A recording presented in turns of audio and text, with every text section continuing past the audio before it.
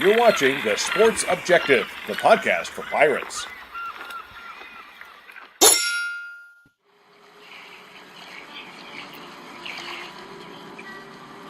You're listening to A Pirate's Life for Me on The Sports Objective. Join us every Friday at noon as we catch up with a member of Pirate Nation. Here's your host, Bubba Rosenbaum.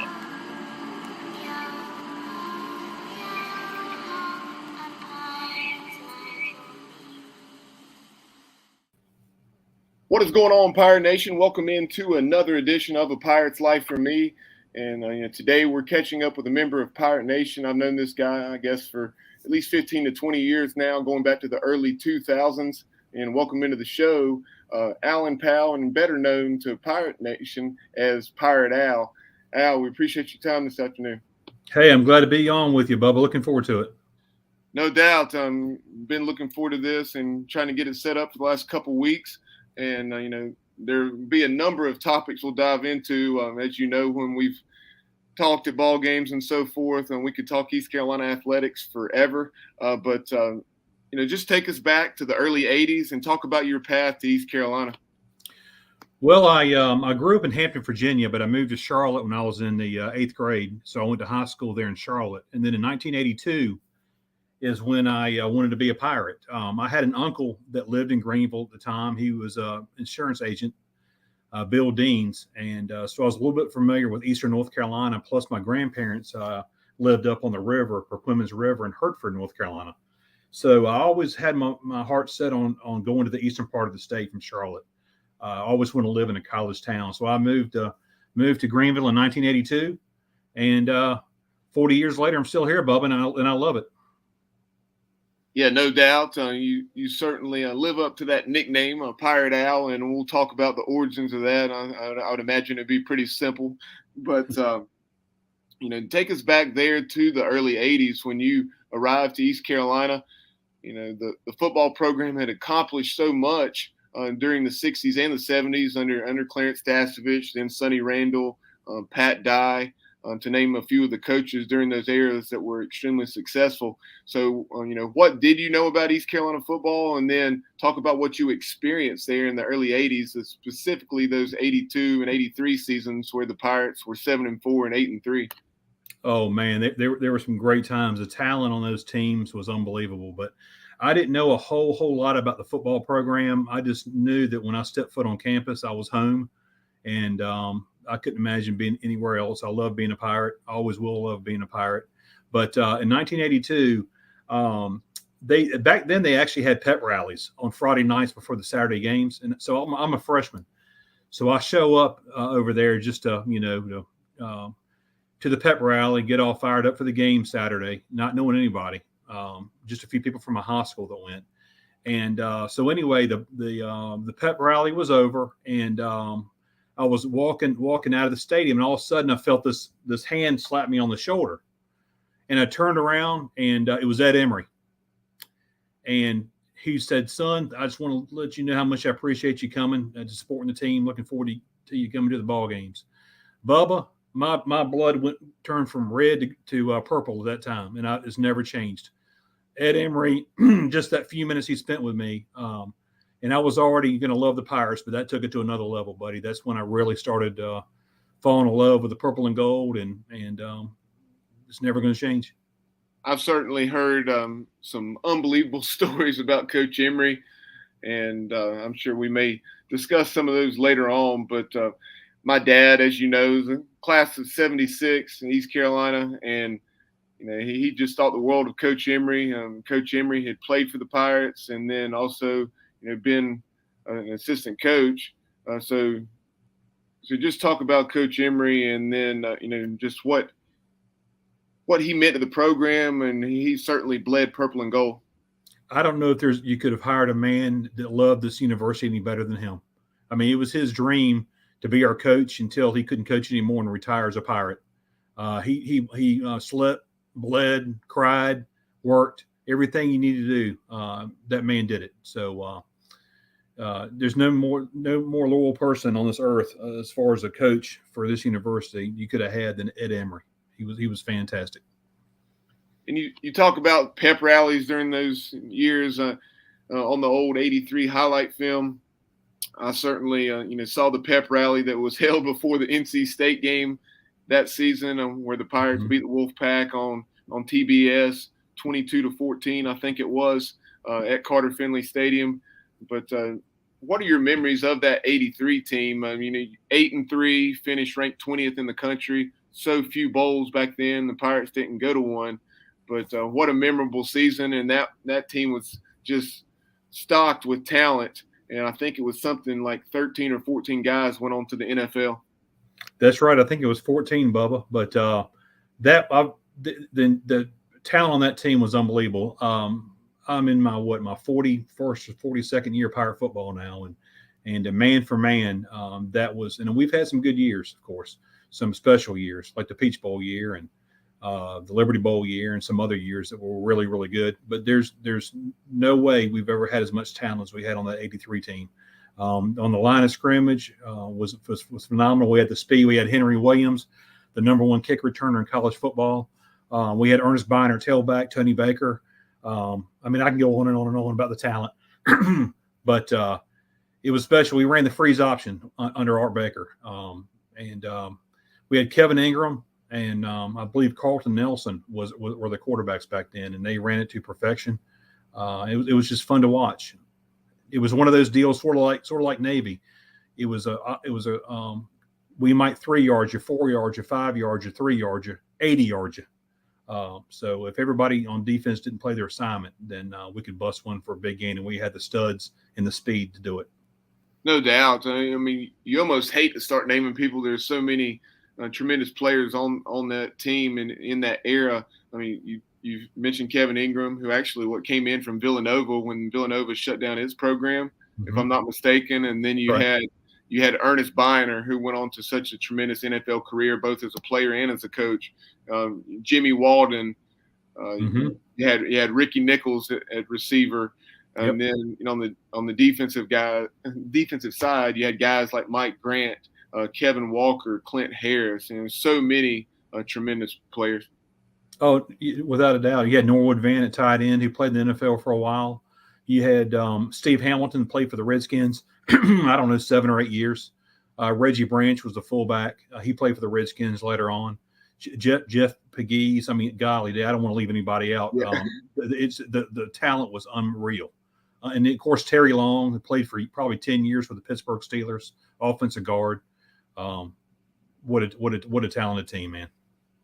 And just hearing some of the stories from my dad, who went to a large percentage of the games that season, and me going back and watching that '83 highlight film, I would have given anything to be able to experience some of those games like that. As much as you'd hate to have been on the losing side, it had to be just tremendous, like the 47-46 game against Florida State, the 12-7 loss at the Orange Bowl, where we had 2 receivers run together on the final play of the game there with Stephon Adams and Norwood Van, I believe it was. Yep. And then you also had the near miss at the Swamp, where we lost 24-17 with a ridiculous pass interference away from the football, a call that no longer exists, a penalty that was done away with there shortly after that '83 season, I believe. It's kind of funny back then. It's whenever the game got tight down the stretch, and you had one of your blue bloods, so to speak, like a Florida that was in, or Miami that was in a chance of them getting beat. All of a sudden, here comes the Hankies. It's almost like the word was put out. Look, I don't care what you got to do, don't let them win. So it was. But going back to Florida State game, Kevin Ingram was down. We were driving to win the game. I don't know what it was. About a minute and a half to go on the clock. We're around the midfield, and he has like a 8 to 10 yard run around the right end, and then he's down, and then the ball pops out, and we're able to fumble.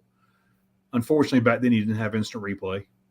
Miami, I think he had Stephon Adams and Norwood Van collide in the end zone. Stephon had the ball in his hands, and Norwood's helmet popped the ball out. It wasn't his fault. It's just both guys wanted to win really bad, and they just, they went for the ball, and that happened. And then the Florida game was the same thing, the pass interference on the other side of the field. And Clint Harris had 3 interceptions that game.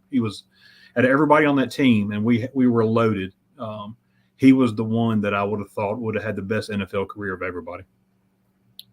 Not to go too far down a rabbit hole, so to speak, but that '83 Miami game, funny story that my dad's told to me as I got older. He said that he and then longtime Pirate fan, an alum from the early '60s, I believe, maybe even the '50s, but at least there in the early '60s, and that's William Carroll, Bill Carroll, who currently still lives in Greenville, and he had the nickname Rusty, but he said Rusty and I were we were just following the radio signal to wherever we could hear the ball game.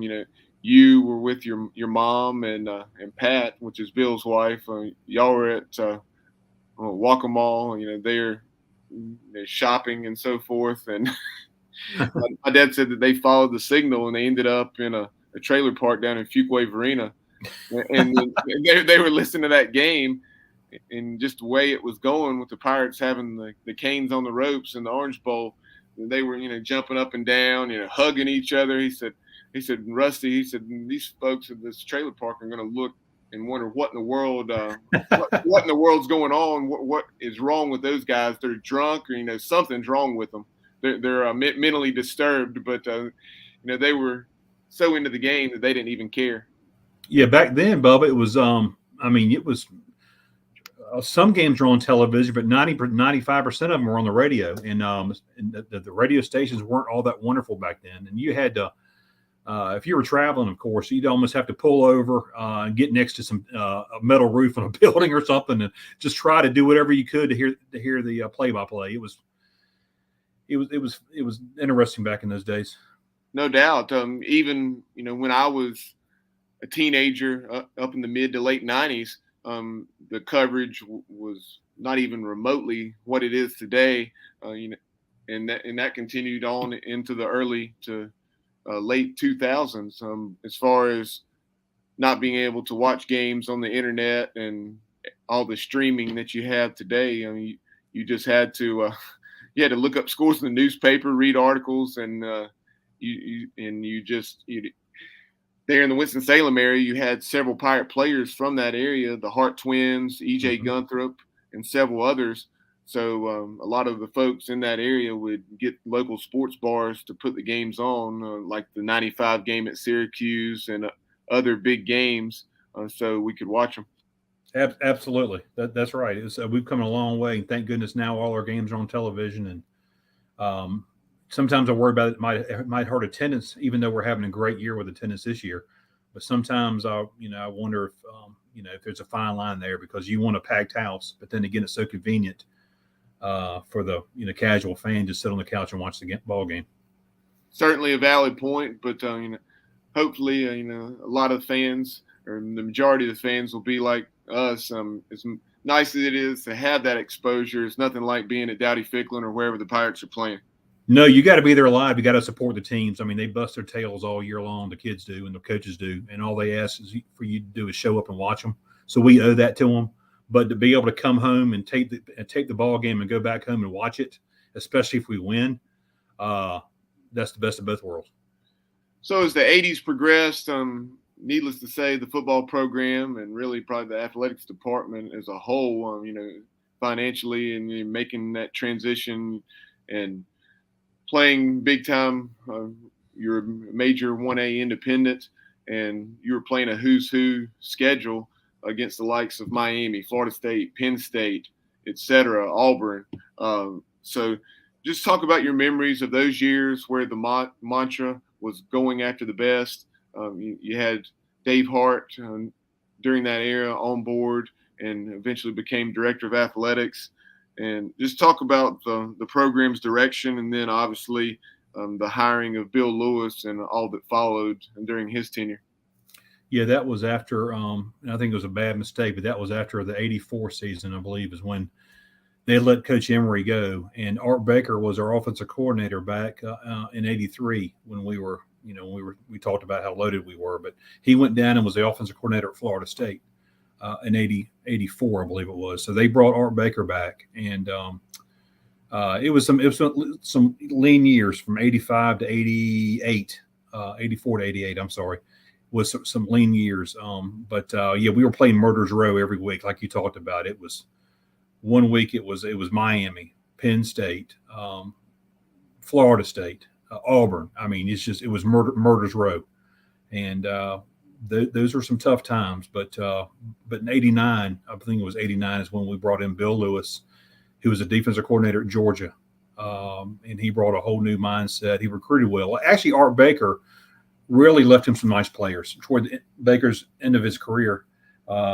People like Luke Fisher, Jeff Blake, some of those guys. I can go on and on, but some of those guys were just young freshmen and sophomores when Bill got here. So that was nice to have that. But Bill Lewis brought in a wonderful who's who coaching staff when he got here. I mean, most of those guys end up being head coaches at major programs all over the country. So it was a godsend when we got Bill Lewis. No doubt, and a lot of near misses his first couple seasons before we put it all together in '91. So don't want to spend a ton of time on it, but what are some of your top memories from that '91 season? Wow. Of course, the Pittsburgh game. I mean, I've still to this day, and it's been really loud in Dowdy Ficklen Stadium, but to this day, that Pittsburgh game is the last, even though we only had a capacity of 35,000. That was the loudest I've ever seen that stadium rock. Unbelievable, because at that time we were down the stretch where we had a heck of a chance to finish in the top 10. And that was one game before the last game, or it might have been the last game before we went to a bowl game. I can't remember.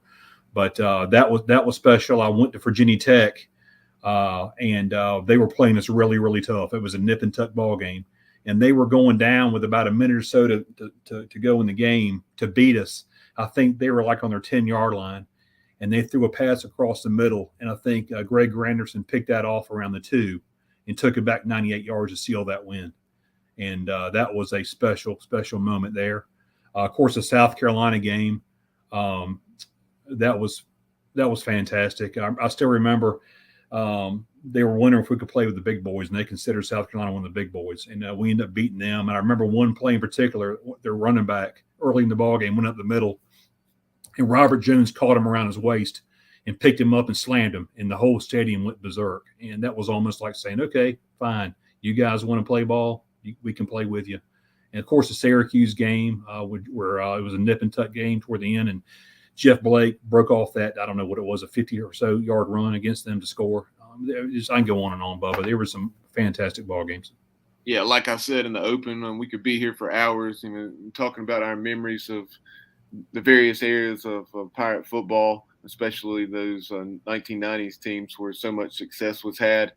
But you talk about that Pittsburgh game. Unfortunately, I wasn't able to experience that because of my game that day. But just like you said, 35,000 was the capacity, and I heard stories from folks that were at that game. The announced attendance was 36,000, and they just said, it was tough to navigate through the aisles because so many folks were in the aisle. That's true, and they were lined up in both end zones too. You could feel the stadium shake toward during that ball game, especially toward the end of the ball game when we scored, and then instead of trying to kick the field goal, extra point to tie it, we went to take the lead and made it, where he went option left to score, and then he went option right to take the lead right there in the final minute of the game. And we won't go era by era, but you've already referenced some of the success that was had under Coach Logan, the back-to-back Liberty Bowls in '94 and '95, and then obviously back-to-back conference titles in '08 and '09 under Skip Holtz. And then Pirates certainly had some success under Ruffin McNeil as well, especially that stretch from 12 to 14. So what are some of your other top memories, be it some of those that I just referenced or otherwise? The Skip Holtz years were they actually remind me a little bit of Skip Holtz reminds me a little bit of Mike Houston as far as their mentality, just they're not going to beat themselves. Very physical. That defensive line that we had back under Skip Holtz was fantastic. And then we manufactured enough on offense to win ball games. But that was, and the way we're playing ball now, it's the best years East Carolina's ever had in football, Bubba, is when we're a pretty competitive or really competitive on the offense and defensive lines. That's what we have now, I believe. First time we've really had it since the Skip Holtz years. But I mean, it's we had our heart broken, in the Liberty Bowl when we had several chances to win it against Arkansas. We outplayed them. We outplayed Kentucky. Both of those games we dominated and found a way not to come up short at the end, unfortunately. But anyway, it's just they were just some great coaches. I mean, I'm glad we had Skip Holtz. I just hate that we lost him, and it took me a while. To be honest with you, it took me a little while to forgive it, because when he left, he left basically right before signing day.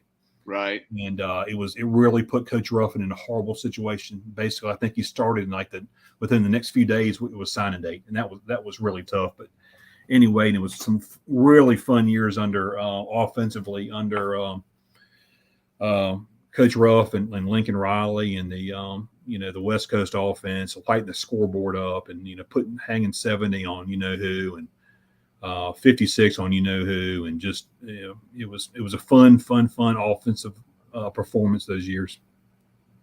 Before we move away from football and talk some other topics, got to bring up the Pirates' current success under Mike Houston. Year 4 now, 7-5 a season ago. Obviously, could not play the bowl game. We won't go there as far as all the logistics and everything that went into that. We certainly, I'm sure you had your thoughts on that, as did I. But that was what it was against Boston College, and now the Pirates are off to a solid 2-1 start, a missed kick away, or perhaps another play in that game. It wasn't just all on the missed kick, but that close to being 3-0 with a win over a top 15 team. I think the world of Mike Houston. I think when he got here, he's always won, no matter where he's been. When he got here, our talent level was.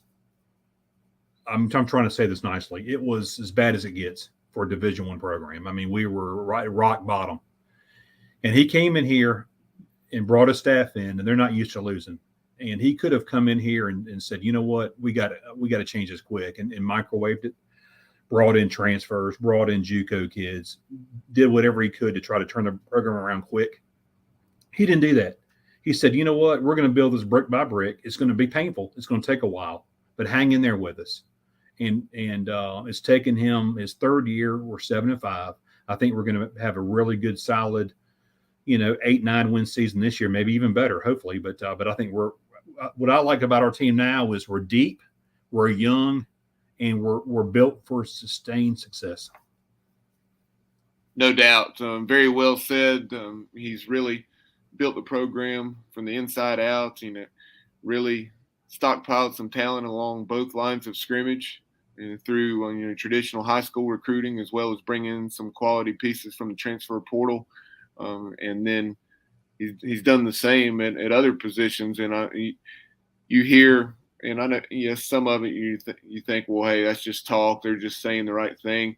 But then you hear guys like Miles Berry, who's been here in this program 5-6 seasons, and Miles talking about, our 2 deep is a legitimate 2 deep. There's not much, very little drop off.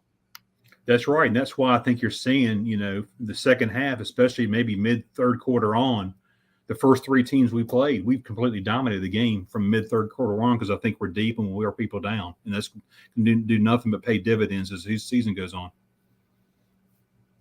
With the improved success and the program trending back to, and hopefully beyond where it's been in the past, we see Pirate Nation getting back into the fold, and some folks getting back on the wagon, so to speak. And we've always had a pretty solid base, but over the course of those 3 straight 3-9 seasons, we lost some folks, and there was a lot more than just the losing on the field that they endured.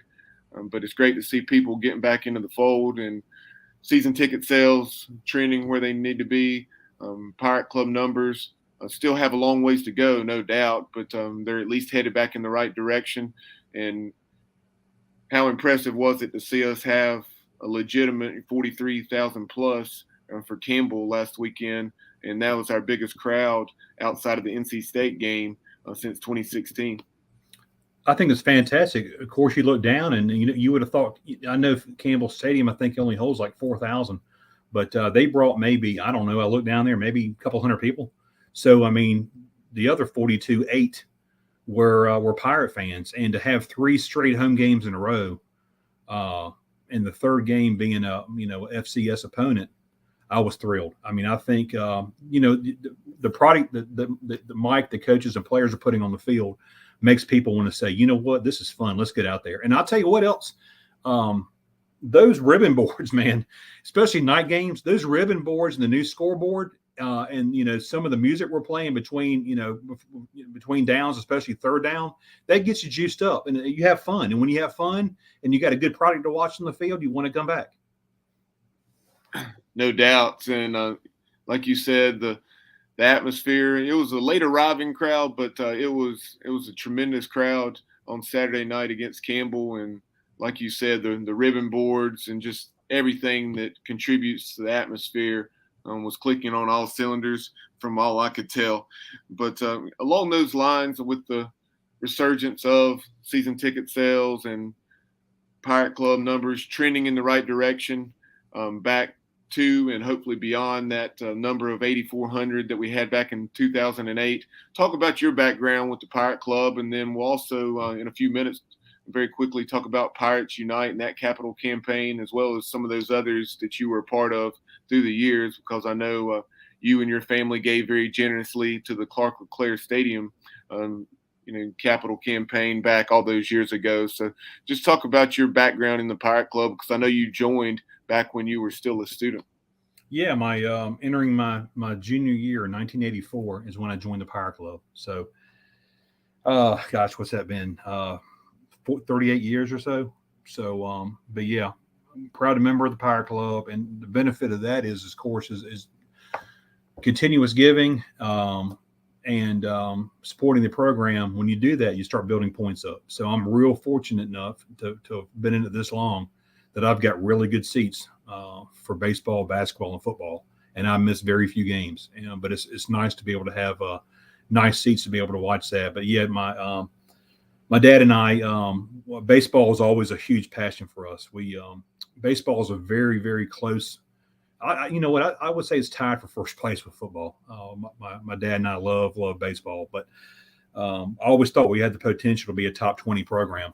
And then when they were talking about raising funds for the new Clark LeClaire Stadium, we stepped up. Mostly my dad stepped up and donated to that, and I'm so glad we did, because that if there's one sport that we can win a national championship in, without a doubt, it's baseball. We definitely can. I mean, you've seen that the way the program, as good as it had been, it's even gone to another level under Cliff. A consistent participant in super regionals, and we've won a couple games, been so close in so many others. It's just a matter of time before Cliff and this staff get the program to Omaha. No doubt about it. The way they're stockpiling talent and the way they go about their business, and these guys win both, or in every phase, on the field, in the classroom, in the community, and it makes you proud to be a Pirate Club member.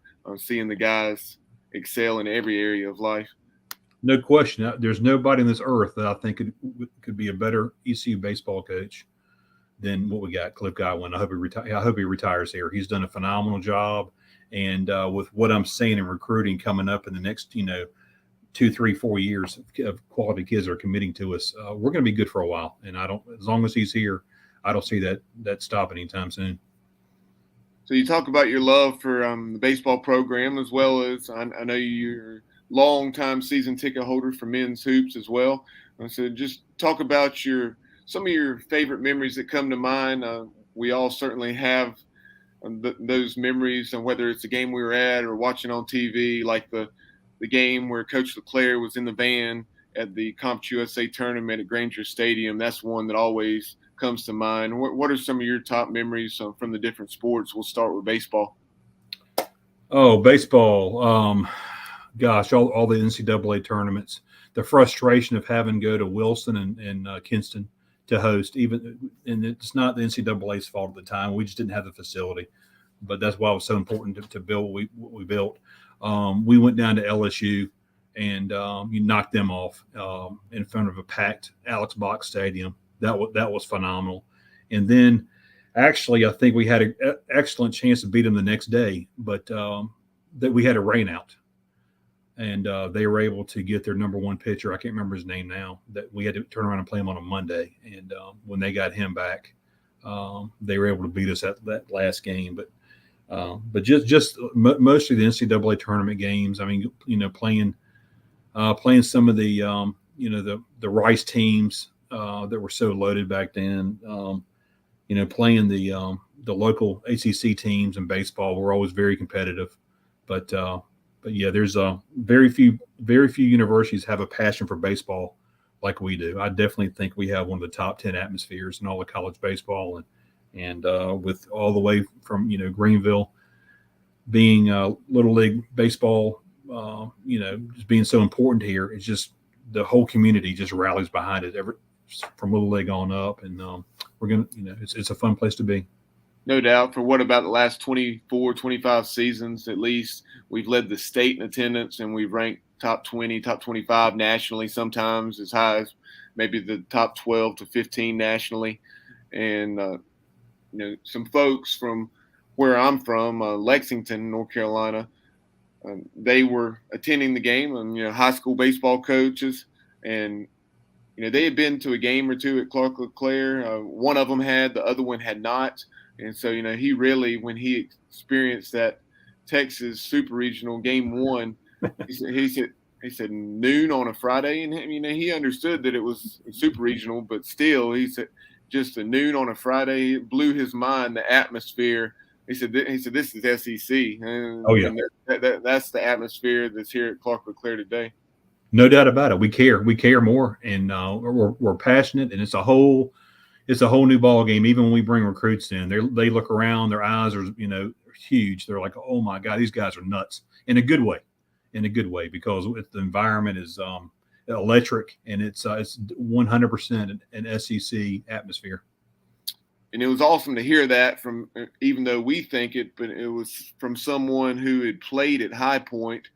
And then the other individual was someone who had a son that played at UNC Wilmington, and also he had been a North Carolina fan. So just hearing it coming from unbiased folks like that, if anything, then they had a reason to pull against East Carolina. They could not deny the atmosphere that we have with Clark LeClaire in the jungle. That's one of the benefits of living in college town. I mean, we don't have a Carolina Panthers. We don't have a Washington Redskins. We don't, I guess I'm supposed to say Commanders now. To me, they'll always be the Redskins. That's okay. They're the Redskins to me too. Yeah. But we don't have any pro teams here. I mean, we're a college town. We got the Pirates, and that's who we support. There's no, hey, look, if this is my second team, or this is my third team, or, if my pro team didn't play and I pull for the Pirates. No. It's the only game in town, and I love it. As we wrap this up, one of the things I talked about the Pirate Club, we talk about increasing the numbers. If you just had to leave members of Pirate Nation, who maybe attend games, support the program to some degree, but have not been a member of the Pirate Club, or perhaps have been a member of the Pirate Club and are not currently a member, what would you say, one or